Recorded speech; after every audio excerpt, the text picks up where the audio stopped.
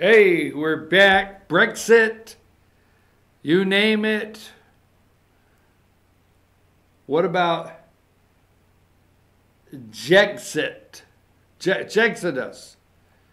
Jexodus. What is that? Huh? I'm your host. We'll talk about it in just a minute. I'm your host, BKP.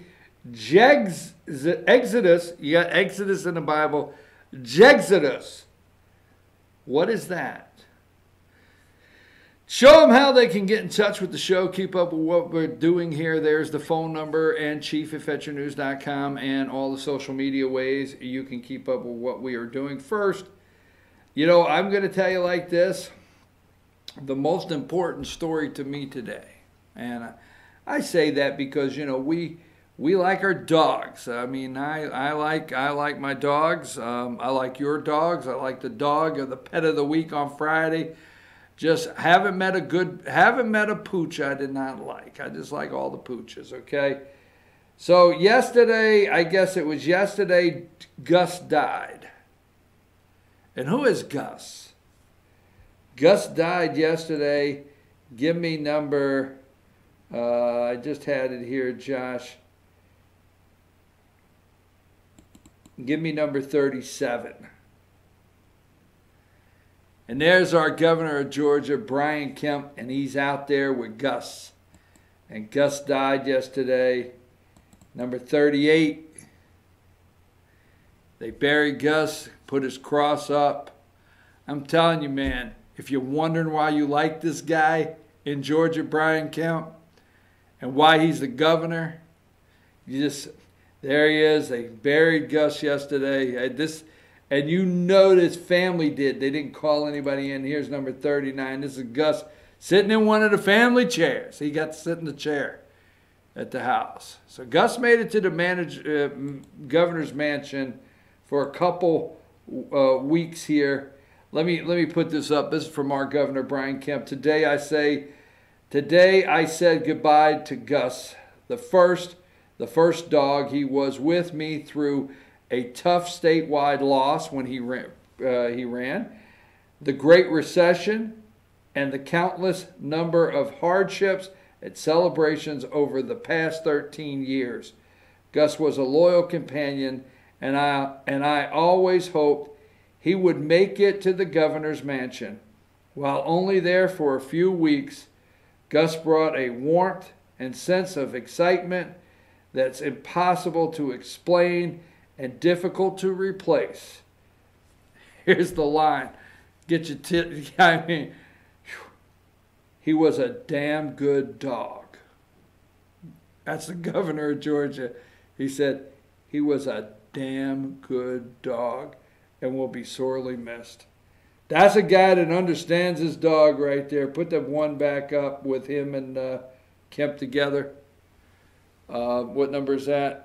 There you go. There's the governor of Georgia and Gus. And I just had to do that story because anybody that understands what a damn good dog is after 12 years, and Gus was 13, and my dog's pushing 13 years old, I can understand. And we wish our governor well with the loss of his dog yesterday. So, okay, so let's go back to yesterday. Was the first press conference in a long time. Now, we got a lot to do here today. That's not the one I'm looking for. Hold on here, Josh. I got one here. Let's see. 3. Gus is a damn good dog, Josh. You gotta like a governor. It just tells you straight that he had a damn good dog and he died. I got it here. Where are they at? Right here. Hold on there. Number 35. So yesterday's the first time in a long time press conference, okay? And White House avoids questions on Trump leaked comments, okay? So Trump's trying to have a little tent thing down there at Mar-a-Lago, right? And they make everybody drop the cell phones in a little bag when you come in, and they pat you down. You can't have any wires or anything. And so somebody happened to be there that wanted to run right out and tell the media And they asked Sarah Sanders yesterday, refuses to say if president believes Dems hate Jewish people. So if Sarah refused to say it in a press conference yesterday, because supposedly in this meeting at Mar-a-Lago, Trump said Democrats hate the Jewish people. I think Chuck Schumer, yeah, I think there's nothing they do that shows their commitment to the Jewish people. Okay? Nothing they do. What just happened with Omar and her basically dictating this resolution of hate that basically is more about you can't hate or dislike her and a Muslim? Hey, she won that battle. Dems won't condemn her. Dems will not condemn anti-Semitic language. They went after last year. They went after, was it Kevin McCarthy? I don't know who they went after that put out a tweet about trying to buy an election. If you're doing something and you happen to be German, you're German. If you're doing something and you happen to be Jewish, you're Jewish. If you're doing something and you happen to be African American, you're African American. It's irrelevant. Tom Steyer, okay, George Soros, and that piece of garbage that used to be Bloomberg. Bloomberg, Tom Steyer, and George Soros poured millions of dollars trying to turn over, win elections, period. They were very clear on it. Nobody said Jewish. Tweet said these three men are trying to buy the election. It was a fact. I think Bloomberg is full Jew. Full Jew. I don't care. I mean, I could care less. Bloomberg's full Jew. I think, what's his name? Soros is full Jew. And Steyer's half Jew. Okay? So these three men were buying an election, and that's just the bottom line. It's a fact. It's not anti-Semitic. How do you figure it to be anti-Semitic? It's not. So she's yelling, White House avoids question on Trump leaks comments, refuses to say if president believes Dems hate Jewish people. No, they do. Dems hate Jewish people, okay? They do, and that's the bottom line. And it's a fact. So let's go there. So the President of the United States tweeted out 48 minutes ago, all right, Jewish people are leaving the Democrat Party. We saw a lot of anti-Israel policies started under Obama administration, and it got worse, and worse. You gotta spell check these, Donald. It got worse and worse. There is anti-Semitic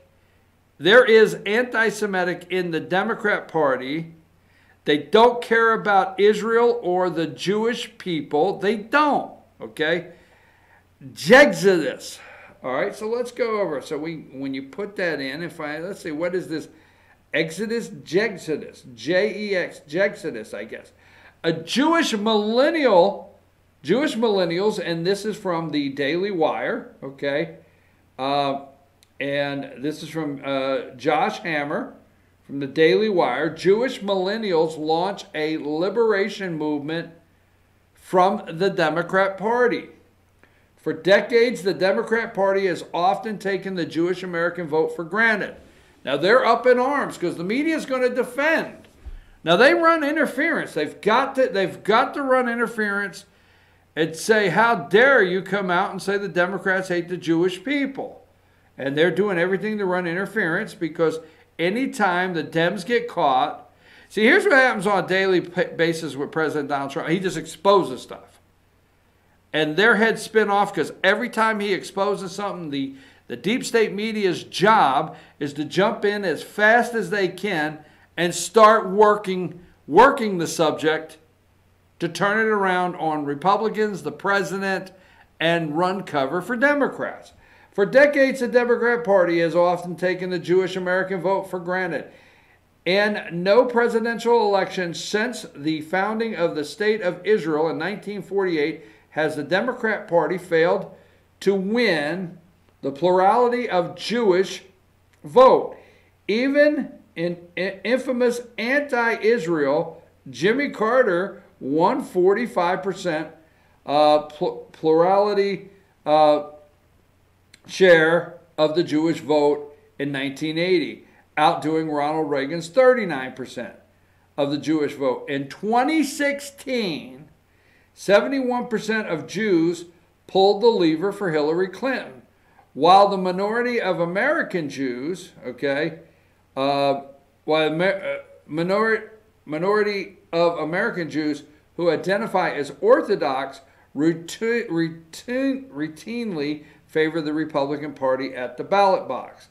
Non-Orthodox Jews tend to overwhelmingly support Democrats. Okay?